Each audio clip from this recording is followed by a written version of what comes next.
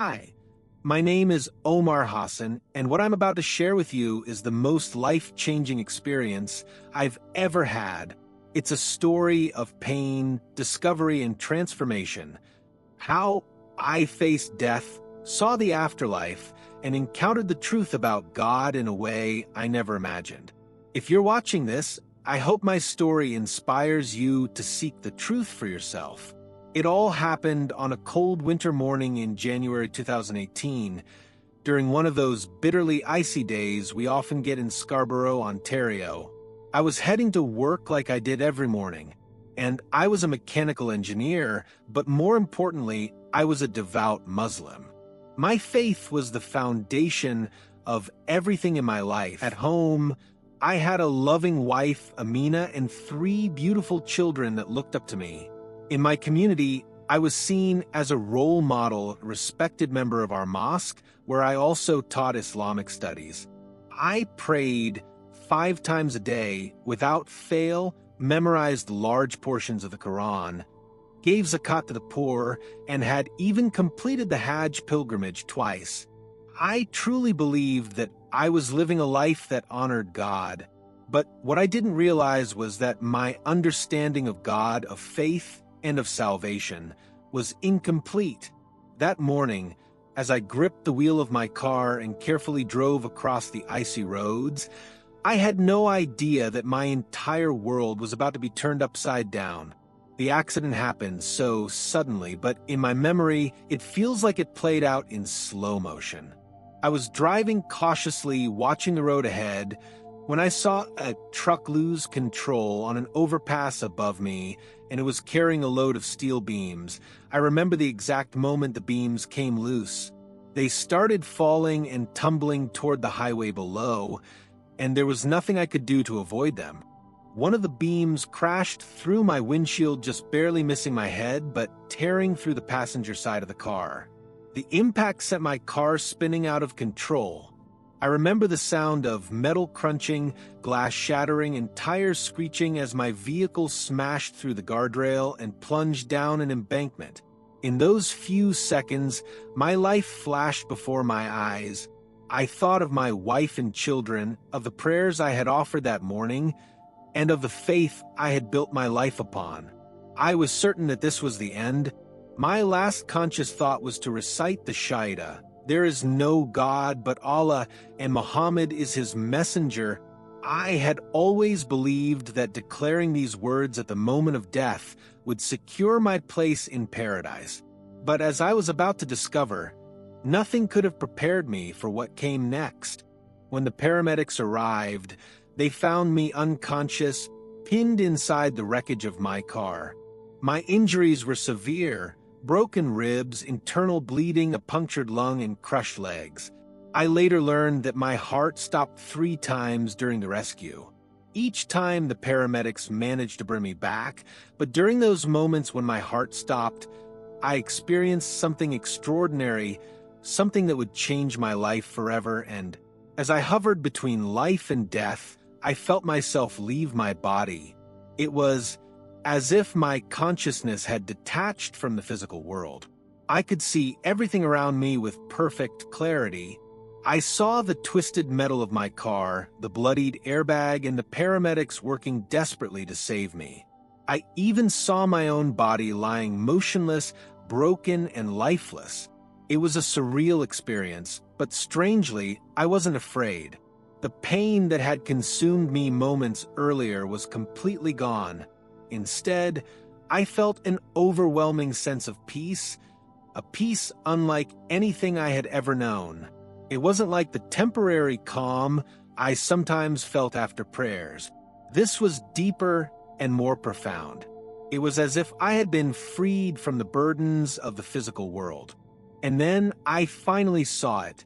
A tunnel of light appeared before me, glowing with an intensity that words cannot describe. It wasn't just light, it was alive. It radiated warmth, love, and a sense of welcome that drew me in. I felt an irresistible pull toward it, as though it was calling me home. As I moved toward the light, I became aware of a presence. This presence was unlike anything I had ever experienced. It was ancient, powerful, and holy. I thought to myself, this must be Allah, the God I have worshipped my entire life. But as I drew closer, I began to realize that this presence was nothing like the Allah I had imagined. In Islam, I had always been taught that Allah was a stern judge, someone who would weigh my deeds on a scale to determine whether I was worthy of paradise. I had spent my entire life trying to earn his favor through prayers, fasting, and good works. But the presence I encountered wasn't a stern judge. It wasn't distant or intimidating. Instead, it was pure love and truth. This presence knew everything about me, all my thoughts, my fears, my struggles, and yet it didn't condemn me. It loved me completely and unconditionally. For the first time in my life, I felt truly seen and known, and in that moment, I realized something that shook me to my core. The God I had been worshiping wasn't the true God. As I stood in the presence of this divine being, my understanding of God began to unravel. The Allah I had prayed to all my life now seemed shallow and incomplete, like a shadow compared to the brilliance of the sun. I saw Muhammad, not as the revered prophet I had always believed him to be, but as a man who had misled millions. The teachings of the Quran, which I had once held so dearly, suddenly felt hollow and trivial in the face of the infinite love and glory of the true God.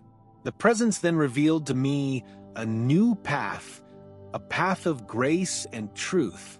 It was then that I saw Jesus Christ. At first, I didn't understand. In Islam, Jesus is considered a prophet, a man, not the Son of God. But as I looked into his eyes, I saw something I had never seen before. His eyes were filled with love, compassion, and the fulfillment of all righteousness. At that moment, everything became clear. Salvation wasn't something I could earn. It wasn't about praying the right way or following a set of rules. Salvation was a gift of grace, freely given through faith in Jesus Christ. I realized that all my efforts to earn God's favor had been in vain. No amount of good works or rituals could bridge the gap between humanity and God. Only Jesus could do that. The presence showed me the importance of sacraments like baptism and communion, practices I had once dismissed as meaningless rituals. Now, I truly understand their true purpose. These were sacred acts that connected believers to God, acts that nurtured faith and brought them closer to Him. And I also saw the true purpose of good works, not as a way to earn salvation, but as a natural response to God's love and grace. When you experience His love, you can't help but want to share it with others. As I stood in awe of the divine presence, my life was replayed before me. But it wasn't like the Islamic idea of angels tallying my deeds on a scale. Instead, I saw how my devotion to Islamic practices had actually kept me from knowing the true God. I had spent so much time trying to earn salvation that I had missed the relationship God wanted to have with me. I also saw how my actions had affected others, how I had led people astray by teaching them to follow a path that wasn't rooted in truth. This realization broke my heart. I had always believed I was helping people by guiding them to Islam, but now I saw the weight of those actions. Despite this, the divine presence didn't condemn me. Instead, I felt an overwhelming sense of forgiveness and grace.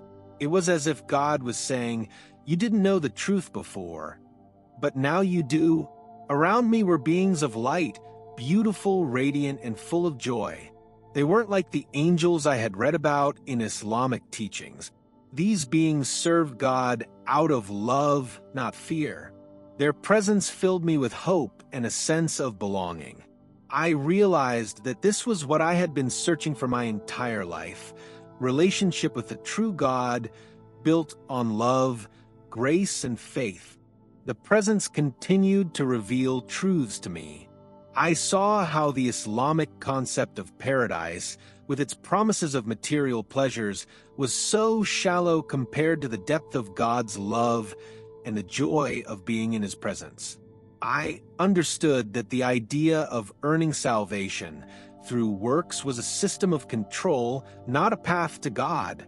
The true path was through grace, faith, and a personal relationship with Jesus Christ. When I woke up in a hospital, my body was broken, but my soul was healed. I knew I could never go back to my old life. I had encountered the true God, and I had been given a second chance. From that day forward, my mission has been to share the truth with others to help them find the grace and love that I experienced.